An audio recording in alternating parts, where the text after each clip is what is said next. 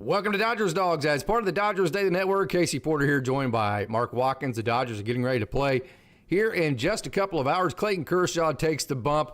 Mark Watkins joins. Mark, it was a frustrating game last night, coming off of one of the best games the Dodgers had played in a while, coming off of one of the most frustrating games, coming off one of the best series the Dodgers had played in a while. So it's like my brain's just going wild here. It's helter-skelter. One day I'm Mr. Debbie Downer. The next day I'm excited. Help me out here, man. Regulate me a little bit.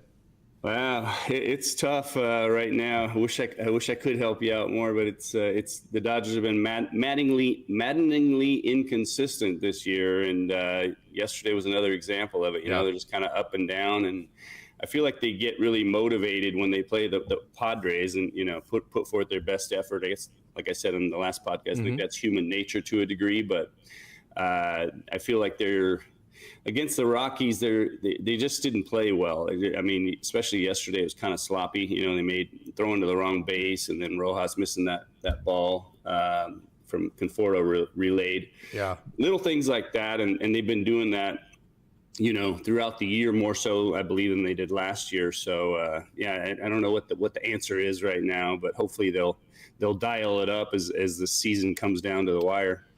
So dial it up. We'll get into that here in just a second. I wanted to go back to last night's show with Austin and say last night was probably the most negative podcast from start to finish that I've ever done. And, I've had podcasts where I was pissed off or frustrated or fired up or whatever.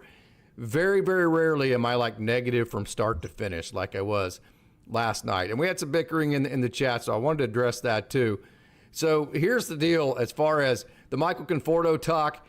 We're not throwing Michael Conforto under the bus. We're not doing any of that. What we're doing is actually stating facts and addressing an issue that the Dodgers need to get addressed. So at this point, if somebody wants to come on a chat and say, hey, they think Michael Conforto needs to be DFA'd, if they think this or that, what they're actually doing is giving an opinion based on a substantial amount of data to base it on. Now, typically speaking, Mark, you know as well as I do here on Dodgers Dogs, part of the Dodgers Daily Network, we defend Dave Roberts to the nth degree, but when you have a guy that almost hits for a cycle, that finally, the trade deadline thing, we've been looking for this bump, we finally get that bump from Alex Call, and he doesn't play the next day, okay, then I have no problems if you want to come on and criticize the fact that it's hard to trust that decision and those kinds of deals.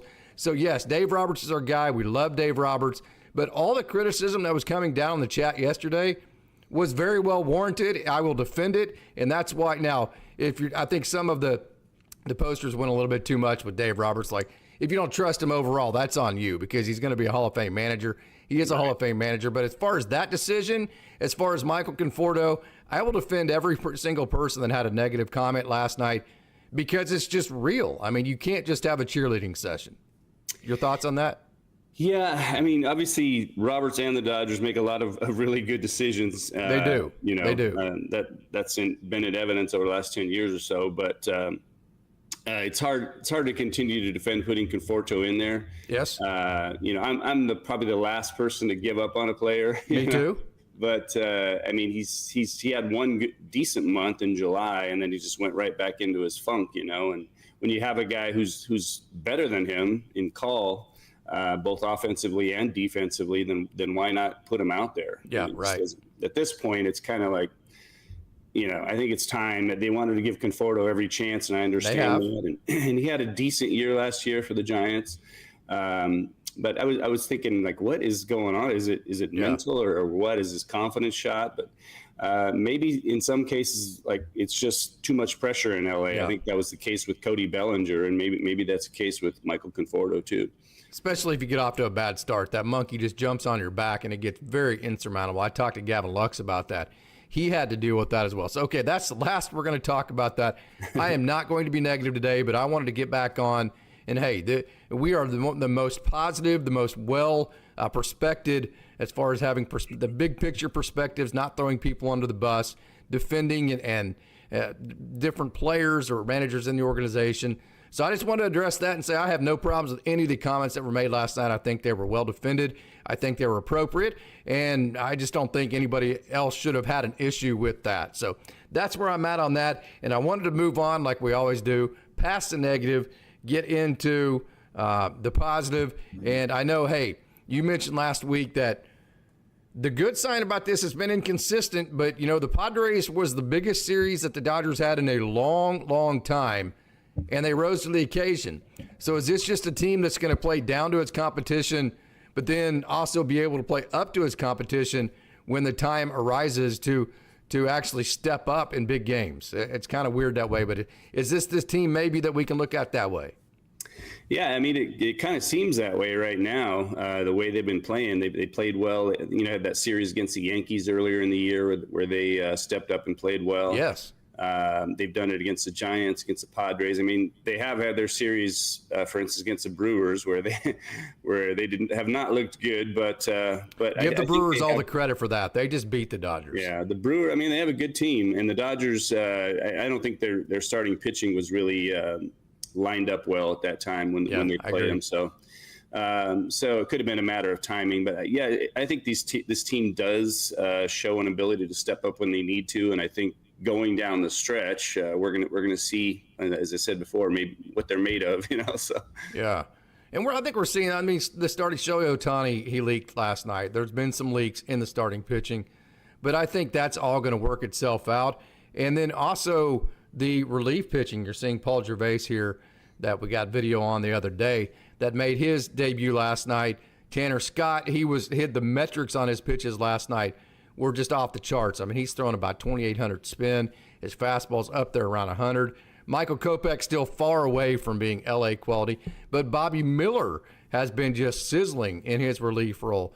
So the starting pitching, although it's leaked a little bit lately, Mark, I think that's going to be a big strength. That's going to be a strength to the point where it can be a carrying tool for this team to carry it to the positions in the playoffs it wants to be, even if the other parts of the game aren't great. So the question, I think, is going to be, how good can the Dodgers make the bullpen with some of the additions coming down the stretch? Here's Paul Gervais. Yeah, I agree with you. I think the starting pitching is really, kind of rounding into shape and looking good. And they're going to have a lot of bullpen options. And I kind of suspect that Tanner Scott will come back strong, but we'll see what happens. Yeah. Can you see that there, Mark? Yes. Can you see the video? Yeah. Tanner Scott has looked really good. And I'm going to remind people, this is Paul Gervais here, 7'6" extension, doesn't throw overly hard, but an incredible story. If you haven't checked it out, I released an interview and a high velo feature on him. And so let's get to some Tanner Scott, Mark, and I want to remind people about the situations when you have guys that are just as elitely talented, which Tanner Scott absolutely is, elitely talented as Tanner Scott. There's always a beginning, there's always a middle, and there's always an end to a season. So it does not make a rat's ass what Tanner Scott has done to this point in the season. The only thing that matters is what Tanner Scott can do for this organization moving forward. When you're throwing 2,800 RPM, 98-mile-an-hour fastballs from the left side, that is something that at any second can flip that switch. We've been talking about flipping the switch. I don't know if this team can, but I think Tanner Scott can flip that switch with that elite metrics fastball and become the guy that we need him to be. The Dodgers really need this guy. Exactly. And you know as well as I do that it's easy for pitchers to fall into little, get their mechanics off a little bit. And all it takes is just a little bit, a little tweak here and there sometimes to get him back on track. And he looks, maybe he had some little physical ailment that we didn't know about, like him and or Yates, that was causing them to not be as effective as they were last year. But he could definitely turn it back on, and they could really use him in that bullpen, of course. Or it could have just been hard to deal with the LA expectations. I mean, it's just different being in LA. Yeah. So Tanner Scott, man, I'm super excited about him. Not as excited at the moment about Michael Kopech. He did throw a scoreless inning last night. 2 walks again, though. He also gave up a double, although he did go scoreless. He is still, in my opinion, a long ways. When I say a long ways away, that could be 3 minor league outings or whatever it may be. But I don't think Kopech is close right now. I know the Dodgers really, really need relief pitching. And in specific, they need relief pitching that can overpower hitters and get a lot of swing and miss. Kopech is that guy. I get it. I just don't think he's ready, and I don't think it's really close at this point. Yeah, it looks definitely like he needs to work on his command, at least before he comes back. I don't know, what his spin rate is and all his other things, but he definitely looks like his command is not quite there yet. Yeah, it's not. So I think it's just wait and see on the Michael Kopech situation. And then I also think Roki Sasaki had a good outing last night. Let me go ahead and get to him. He had a good outing last night. The split finger fastball was much better for Sasaki. It was in zone 36% of the time. And then here's the big one. His splitter got 11 swings. So the split finger fastball was really good. The fastball, the velo was up a little bit from his first rehab outing, but the spin rate wasn't overly impressive, and his fastball still was very hittable. So I still think Roki Sasaki, he's got a little spin rate to go. He's got maybe some movement to go, maybe some location to go with his fastball. Splitter looks good, so I don't think he is necessarily ready. I don't think he'll be necessarily a starter, but he knocked out 3 1/3 innings last night, so he will be a bulk inning guy. And he was stronger in his third inning than he was his first inning.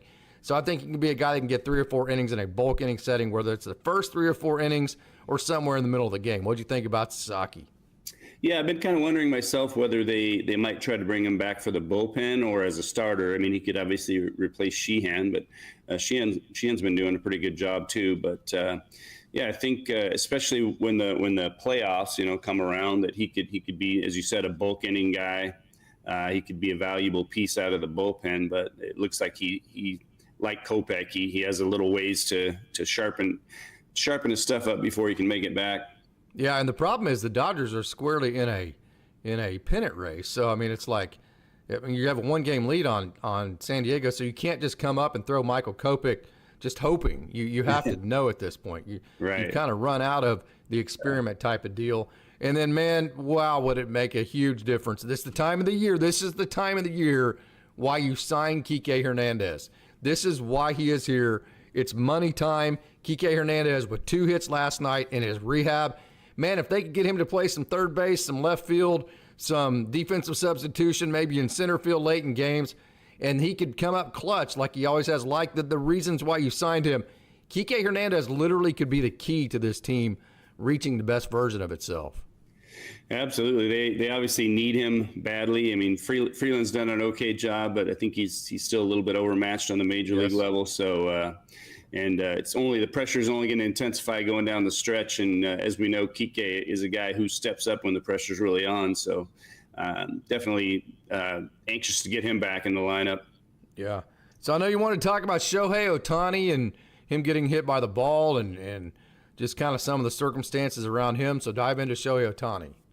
Yeah, I mean, I talked with you a little bit about that, or messaged you about it. But in my opinion, when he got drilled with that ball, I was surprised they didn't take him out right there, because sometimes pitchers will try to compensate for a situation like that and end up hurting their arm. And I would not want to have taken any chances with Shohei Ohtani at that point. I was really surprised they didn't take him out at that point. Yeah. No doubt. And okay, so I had this question asked yesterday. What if I were to tell you that the Dodgers have enough starting pitching, they're getting enough guys back on the bullpen side of things, what they really need is a left fielder. So instead of pitching Shohei Ohtani, they decided to make him the everyday starting left fielder instead. What say you? I mean, it's an interesting thought. I still think that they've come this far in the season with Shohei pitching. But you're losing some offense with him, aren't you? I mean, by him pitching. Me? You're losing offense to me on the days that he pitches and the day after.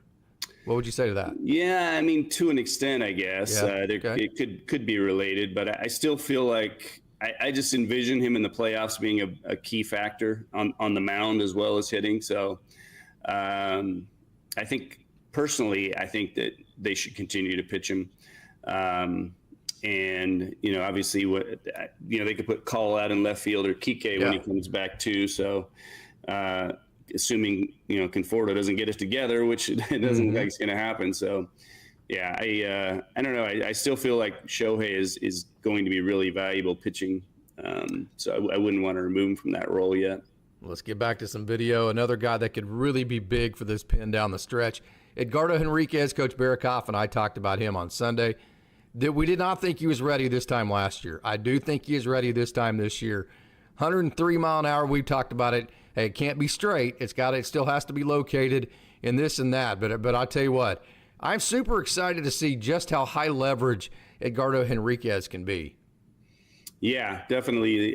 He's an exciting pitcher, and obviously, he can throw as hard as he does. But as you said, you can't just throw it right down the middle and not expect guys to hit it. He can throw 103 miles an hour, and guys will still hit it. He's got to use a secondary pitch as well, and change locations. His command has to be sharp, and once those situations are all in place, he's going to be phenomenal.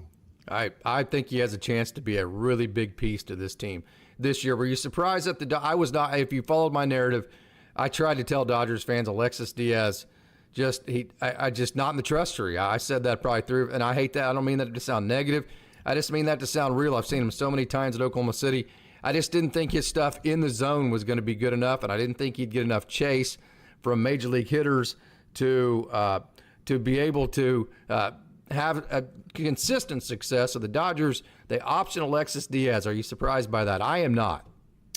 No, I'm not too surprised. He showed glimpses of coming around to where, he looked like his old self, I guess, as he was with the closer with the Reds. Mm-hmm. So it's tempting, to keep him around just based on that. But I think he still hasn't quite found it to the degree that they need him to, and they have other options right now. So maybe he's a better option for next year. Okay, we've got a whole bunch of people to talk about on the Down the Farm, but I am completely limited on time. This is one of my busiest times of the year. So what we're going to do with all these names that you sent me, what we're actually going to do is I'm going to jump around to the names that I think that we haven't covered yet, that I think Dodgers fans will want to see the most. And this is Charles Davallon. Okay, you remember he was the second pick of this last draft and from out of Arkansas, and he's known for his hit tool. And he got 2 hits in his very first game. He got 1 hit last night. But check this out. Center field, go get it, young man. Attaboy, Charles. Wow, what do you think about Charles Davallon? Yeah, he's definitely exciting. As you said, his hit tool is phenomenal. And he was the second pick, but he was only 1 pick later than the first pick. So, yeah, right. He was drafted very, very highly. And obviously the Dodgers see bright things in his future. So he's going to be exciting to watch. And it's great seeing him play defense that well, too. No doubt. So a new addition for Rancho, Charles Davallon. Another new addition, Brady Smith. You remember he was drafted, I think it was 13th round of the 2023 draft. Don't exactly quote me on that. I don't have it in front of me. But this is a young man that had Tommy John surgery, reconstructive surgery on his elbow. He's finally back, and he is with Rancho. I know you're very excited to see him. You're going to Rancho Friday. Excited to meet all these guys. Yes, for sure. And Brady Smith is a guy he's been on the shelf for a while because he had that Tommy John surgery, and so he really hasn't had a chance to prove himself yet in the minor leagues. I'd pretty much forgotten about him, but he had a really exciting debut: 3 innings, no runs, no hits. So it's going to be interesting to see what he can do for the Quakes. You know who else is? I mean, this is one of my favorite players in the system right now. He is just really good. Emil Morales is a really freaking good baseball player, and there's just very. I mean, it's like there's floor and ceiling.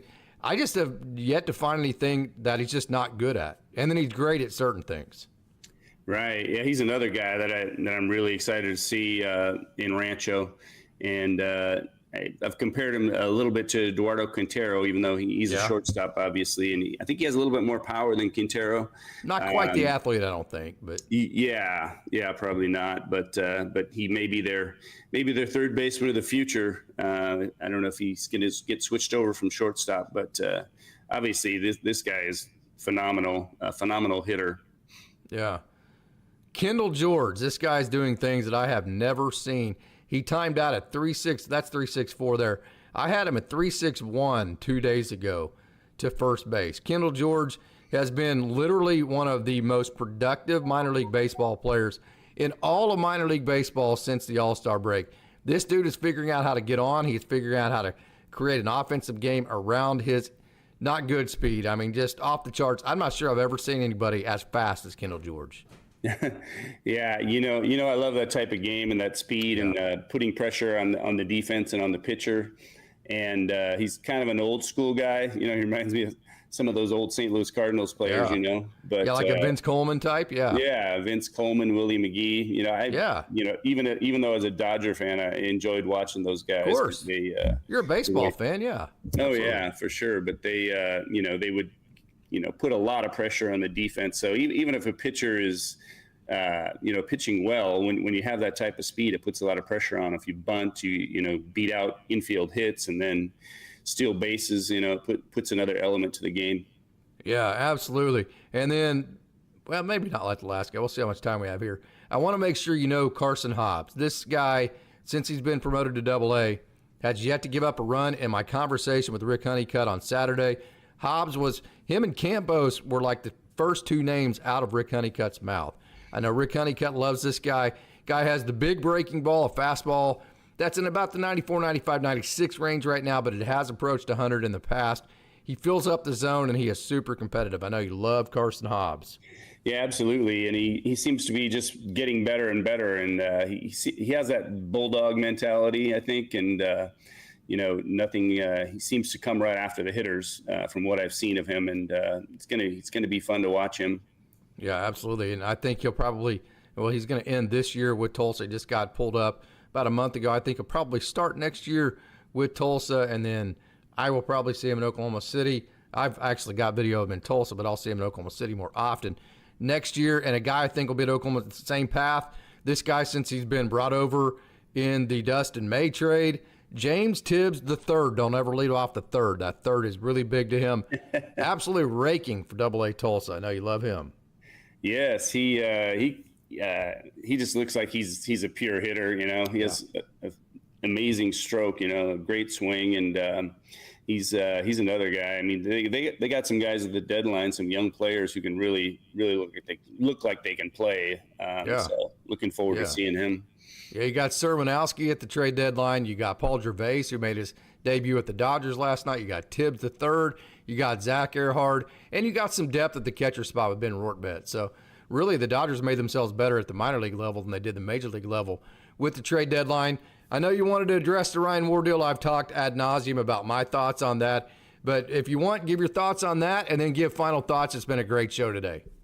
Yes, it has, and I mean, there's on the minor league level, there's a lot of exciting things going on with all the players. We only got to a small percentage of them, you know, but it's exciting to see a lot of these guys are really turning it on as the season goes on. And on the major league level, I mean, hopefully the Dodgers will step it up. I mean, they have another big series coming up with the Padres, and looking forward to seeing that, and hoping they have that magic against the Padres again. No doubt. Hey, Mark, thank you so much. Enjoy your time tomorrow night at Rancho. Hopefully, we can get about 3 interviews set up. You can get some great video. So enjoy your time tomorrow night. We'll talk to you all about that next week. Thanks, man. Thanks, Casey, and thanks to everybody who's watching. Thank you, wonderful Dodgers dogs out there. And as always, one last reminder, it is a great day to be a Dodger.